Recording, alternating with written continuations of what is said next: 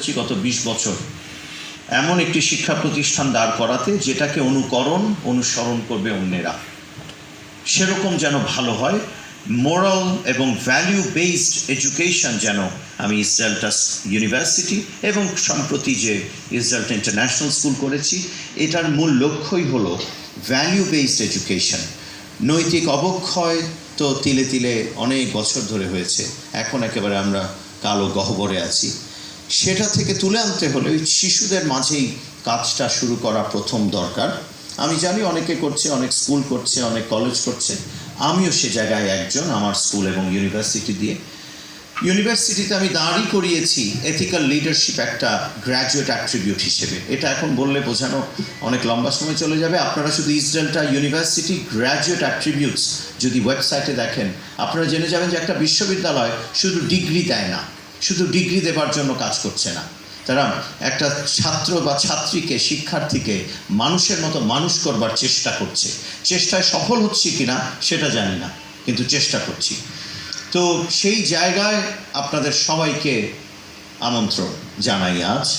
আপনারা আসবেন, হয়তো কারো কারো ছেলে মেয়ে, বন্ধু, ভাই বোন, সন্তান, আত্মীয় পড়ছে, সেই সুবাদেও আসতে পারেন। আর যদি এখনও দেখা না হয়ে থাকে ক্যাম্পাসটি, তাহলে আসবেন, সেখানে দেখা হবে। আর পথে প্রান্তরে যেখানে দেখবেন, আমার জন্য দোয়া করবেন, আশীর্বাদ করবেন, যেন যে নিয়ত নিয়ে কাজগুলো করার চেষ্টা করেছি 20 বছর আগে থেকে, নিজেকে তৈরি করেছি, সেগুলো করবার সময়, করবার আগে আমি ইউনিভার্সিটি অফ অক্সফোর্ডে গেছি, আমি লন্ডন স্কুল অফ ইকোনমিক্সে পড়েছি, আমি মিশিগান ইউনিভার্সিটিতে গেছি। আমি নিজেকে প্রস্তুত করেছি, তৈরি করেছি, যেন আমি বলতে পারি যে আমি কিছুটা প্রস্তুতি আছে আপনাদেরকে সেবা করবার জন্য।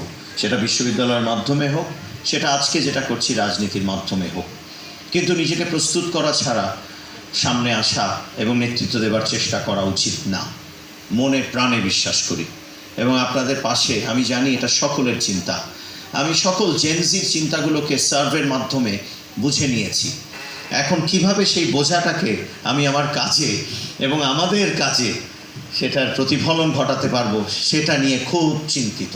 কিন্তু তারাই আসল, কেননা তারাই বাংলাদেশের হাল ধরবে। তারা প্রায় 4 কোটি।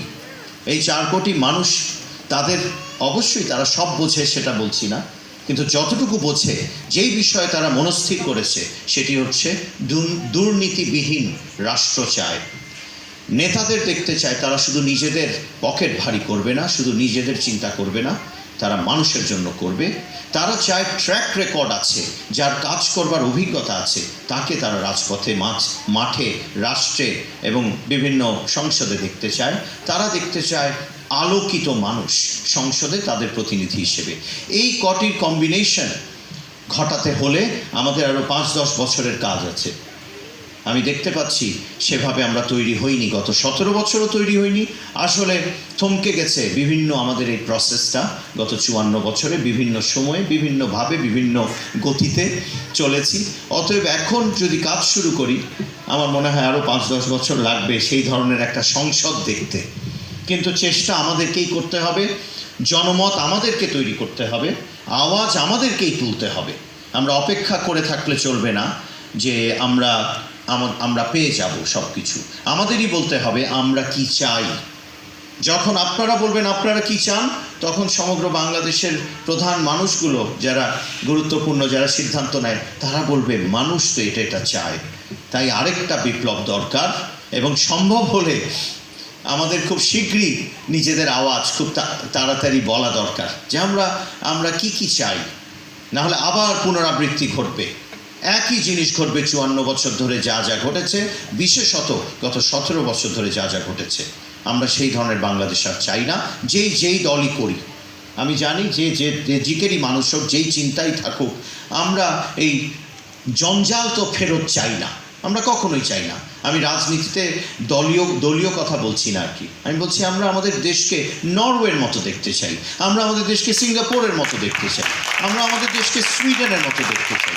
আমরা আমাদের আশেপাশে কত দেশ আছে শিক্ষা ব্যবস্থা পুরোপুরি ধ্বংসের পথে, এখন যদি আমরা টেনে ধরতে পারি। চিকিৎসা সেবা নাই বললেই চলে। আমি সব হসপিটালে ঘুরে ঘুরে বেড়াই, আমার বিভিন্ন প্রয়োজনে আমার যেতে হয়, আমার মানুষকে দেখতে হয়। আমি দেখছি একটা আইসিইউতে 8,000 টাকা মিনিমাম লাগে, আইসিইউর এক রাতের ভাড়া। 8,000 টাকা তো একটা মানুষের পুরো মাসের বেতন নয়। সে কিভাবে তার দুরারোগ্য ব্যাধি হলে বা কোনো একটা খারাপ রোগ হলে সে কোথায় যাবে? আমার মতো মানুষ না হয় 50,000 টাকা 100 জনকে দিলাম, ওই 50,000 টাকায় তার 4 দিন চলবে, 5 দিন চলবে। এরপরে কি হবে? রাষ্ট্রের কিছু কাজ আছে, সেই কাজগুলো করবার জন্য আমাদের অনেক অনেক অনেক বেশি সজাগ থাকতে হবে আগামী 5-10 বছর অন্তত, যেন আমরা ট্র্যাকে পড়ে যাই। ট্র্যাকে একবার পড়ে গেলে এরপরে আমরা সেই স্বপ্নের, সেই আধুনিক, সেই সমৃদ্ধশালী মানবিক সংস্কৃতি মনা একটি জাতি পাবো ইনশাল্লাহ। হ্যাঁ, থ্যাংক ইউ ভেরি মাচ। আপনাদেরকে অনেক বিরক্ত করলাম, আমাকে ক্ষমা, অবশ্যই ক্ষমা চেয়ে নিচ্ছি। আমার দোষ আছে, আমি সময়ের বুঝতে পারছিলাম না যে আমার কিভাবে আমি দৌড়ে চলে আসবো, আমি পারছিলাম না আসলে, অতটুকুই দোষ, ইচ্ছা ছিল। তা আমার জন্য যে দেরি হলো, আপনাদের সবার অনেকক্ষণ বসতে হলো, আবৃত্তিকার সবাই যারা আছে আমাদের এখানে, সবার কাছে আমি ক্ষমা প্রার্থী, আসলে মন থেকে আমি দুঃখিত। কথা দিলাম যদি আরেকবার এই ধরনের কোনো প্রোগ্রাম হয় সেদিন আর প্রোগ্রাম রাখবো না, প্রথমে সবার আগে এসে, কেউ যখন থাকবে না এসে বসে যাব আপনাদের programme. Thank you very much.